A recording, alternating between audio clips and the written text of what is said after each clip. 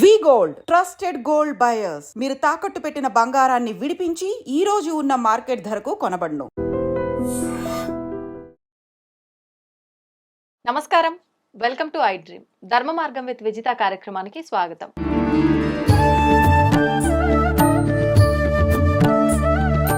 ప్రస్తుతం మనతో పాటు ఉన్నారు ప్రముఖ ఆధ్యాత్మికవేత్త జ్యోతిష్య పండితులు సుభాష్ శర్మ గారు. ఇప్పుడు వారితో మాట్లాడి మరిన్ని విషయాలు తెలుసుకుందాం. నమస్కారం గురుగారు. గురుగారు, మాఘమాసం అంటేనే చాలా విశేషమైనది. మాఘమాసంలో మనకు నది స్నానాలు అని చెప్పి ఎక్కువగా వివాహాలు శుభకార్యాలు జరుగుతుంటాయి. చాలా ప్రత్యేకమైనదిగా చెప్పుకుంటాం. కానీ మాఘమాసంలో వచ్చే పౌర్ణమి కూడా చాలా విశేషమైనదని చెప్పి చెప్తూ ఉంటారు. నిజంగా ఏంటి ఆ విశేషము? ఆ రోజుని ఎటువంటి విధి విధానాలు ఆచరించాలి? ముందుగా ప్రేక్షకులందరికీ శ్రీమాత్రే నమః, శ్రీ గురుభ్యో నమః.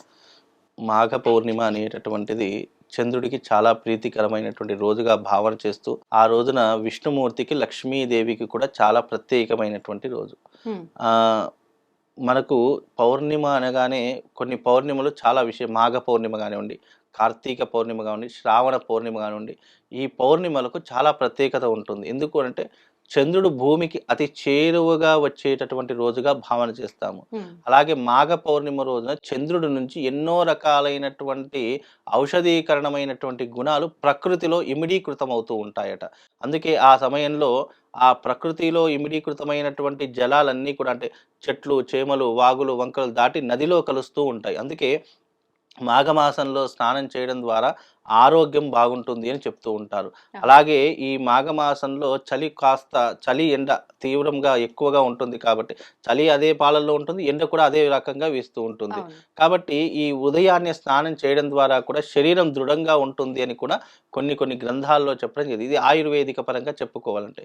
అందులో మాఘ పౌర్ణిమ అనేటటువంటిది విశేషంగా చంద్రుడు భూమికి అతి చేరువగా వచ్చేటటువంటి రోజు కాబట్టి ఈ మాఘమాసంలో గంగా స్నాన విధిని నెల రోజుల పాటుగా ఆచరణ చేసుకోవాలి.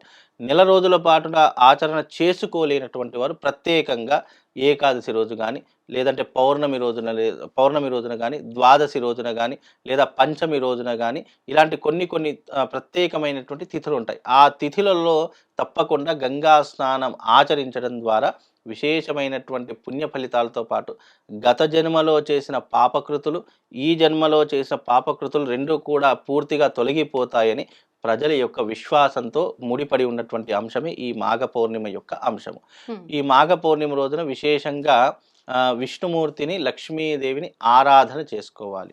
ఒక కలశాన్ని ఏర్పాటు చేసుకుని దాని మీద లక్ష్మీనారాయణుడి యొక్క ప్రతిమ, లక్ష్మీదేవి యొక్క ప్రతిమ, ఈ రెండింటిని కూడా పెట్టి చక్కగా దాన్ని షోడశోపచార పూజలతో చేయాలి. అలాగే విష్ణుమూర్తికి ఇష్టమైన ఎర్రటి పుష్పాలు, అమ్మవారికి సంబంధించిన ఎర్రటి పుష్పాలతో అమ్మవారికి, విష్ణుమూర్తికి అష్టోత్తర పూజ చేసుకోవాలి.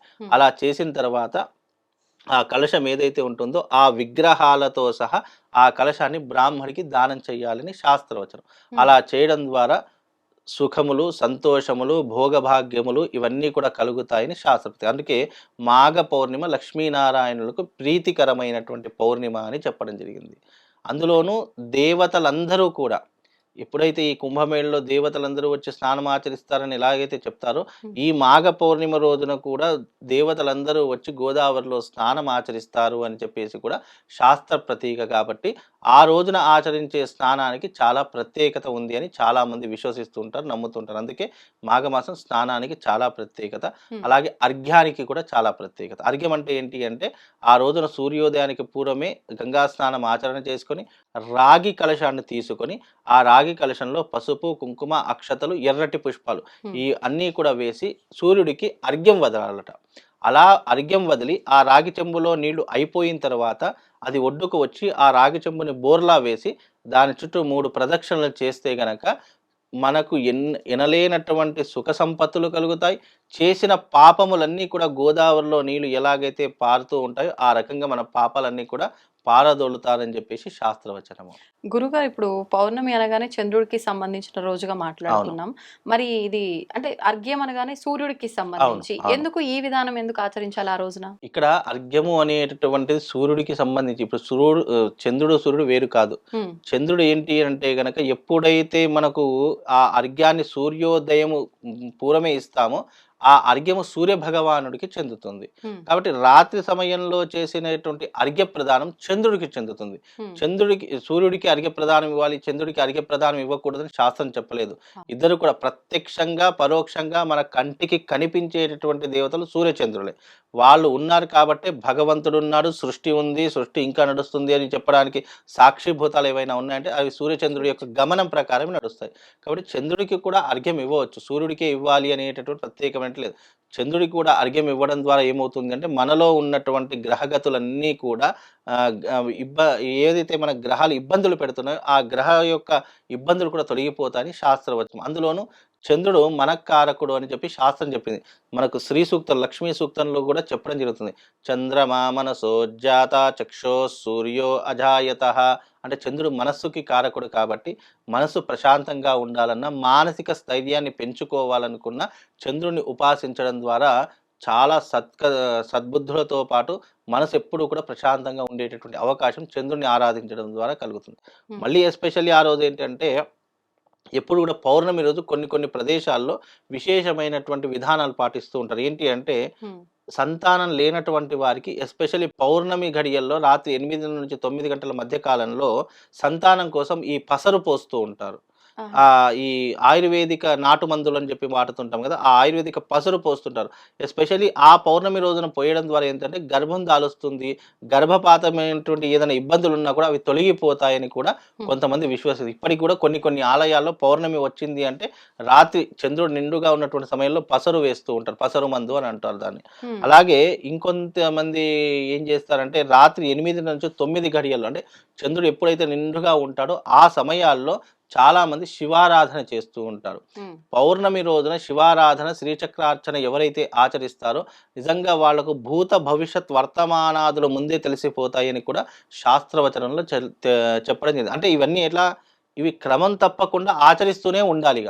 దీన్ని ఎప్పుడూ కూడా స్టాప్ చేయడం గానీ, లేదంటే మనం ఏదైనా ఇబ్బందులని చెప్పి మానుకోవడం గానీ ఇలా చేయకూడదు. హ్మ్. ఇవి క్రమం తప్పకుండా అలా చేస్తూ ఉంటే గనక మనకు భూత భవిష్యత్ వర్తమానాదులు ముందే తెలిసేటటువంటి శక్తి సామర్థ్యాలు ఉంటాయి. అది కేవలం అది పౌర్ణమి రోజున మాత్రమే సాధ్యపడుతుంది. అందుకే మాఘ పౌర్ణమి చాలా విశేషమైనటువంటి పౌర్ణమిగా చెప్పుకుంటాము. పౌర్ణమి రోజున శివారాధన అని అన్నారు కదా! ఏ హ్మ్. రకంగా చేసుకోవాలి శివారాధన? ముఖ్యంగా మనకు శివారాధన గాని, శ్రీచక్రార్చన గానివ్వండి, ఎవరైనా చేసుకుంటున్నారు అని అంటే గనక అంటే ఇది ఎందుకు చేసుకోవాలంటే ఎవరికైతే ఇంట్లో ఆరోగ్య సమస్యలున్నాయో, మానసిక రుగ్మతలు ఎవరికైతే ఉన్నాయో, లేదా ఇంట్లో ఎప్పుడు కూడా అల్లర్లు, గొడవలు, ఇబ్బందులవుతున్నాయి అని అనుకుంటున్నారో, వాళ్ళు ప్రతి పౌర్ణమి రోజున ఒక స్టీల్ తాంబూలం పెట్టుకొని దాంట్లో శివలింగాన్ని, శ్రీచక్రాన్ని పెట్టుకొని టెర్రస్ మీద చంద్రుడి యొక్క కిరణాలు ఎక్కడైతే ఎక్కువగా ప్రసరింపబడుతున్నాయో ఆ ప్రదేశంలో కూర్చొని దానికి అభిషేకాది క్రతువులు చేసుకోవాలి. అభిషేకం చేసిన తర్వాత కేవలం పాలే, మళ్ళీ పెరుగు, తేనె, నెయ్యి ఏమీ అవసరం లేదు. హ్మ్. కేవలం స్వచ్ఛమైనటువంటి ఆవు పాలతో చేయాలి. ఆవు పాలతో చేసిన తర్వాత ఆ శివలింగాన్ని, శ్రీచక్రాన్ని 2 తీసి పక్కన పెట్టేసి దాన్ని శుభ్రపరిచేసుకొని అలంకరణ చేసి పక్కన పెట్టేసారు. ఆ పాలు ఉంటాయి కదా! అభిషేకం చేసిన పాలు, ఆ పాలలో చంద్రుడి యొక్క ప్రతిబింబాన్ని చూడాలి. హ్మ్. చంద్రుడి యొక్క ప్రతిబింబాన్ని ఆ పాలల్లో చూసిన తర్వాత ఆ పాలను సేవించడం ద్వారా అనేక రకములైనటువంటి రోగాలు నయమవ్వడంతో పాటు ఆ పాలను స్వీకరించడం ద్వారా మనకు ఉన్నటువంటి దారిద్ర్యం తొలగిపోతుందంట.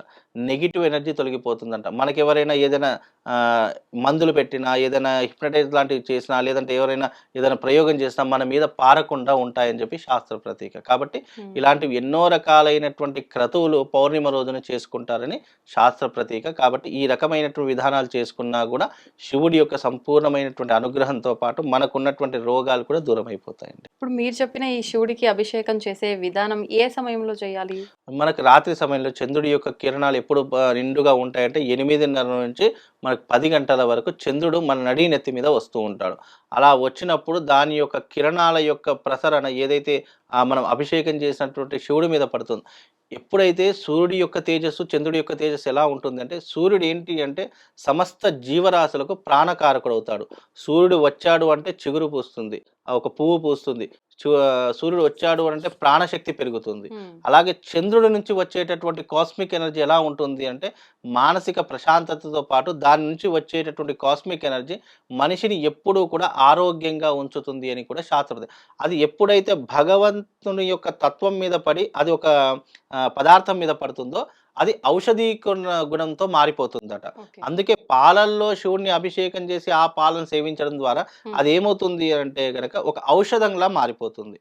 ఔషధంలా మారిపోయినప్పుడు దాని యొక్క పని ఏదైతే మన శరీరంలోకి వెళ్ళిన తర్వాత దాని యొక్క పని అది చేసేస్తుంది. అది మనము నమ్మాలే తప్ప అది ఎలా జరుగుతుంది అని మనం అధ్యయనం చేయకూడదు. ఎందుకంటే ఇలా చేసినటువంటి సంఘటనలు పురాణాల్లో చాలా ఉన్నాయి. కాబట్టి అలా చేయడం ద్వారా మనకున్నటువంటి కొన్ని రకాలైన సమస్యలను దూరం అయిపోతాయని ప్రజల యొక్క విశ్వాసం అమ్మ. ధన్యవాదాలు గురుగారు. శ్రీమాన్.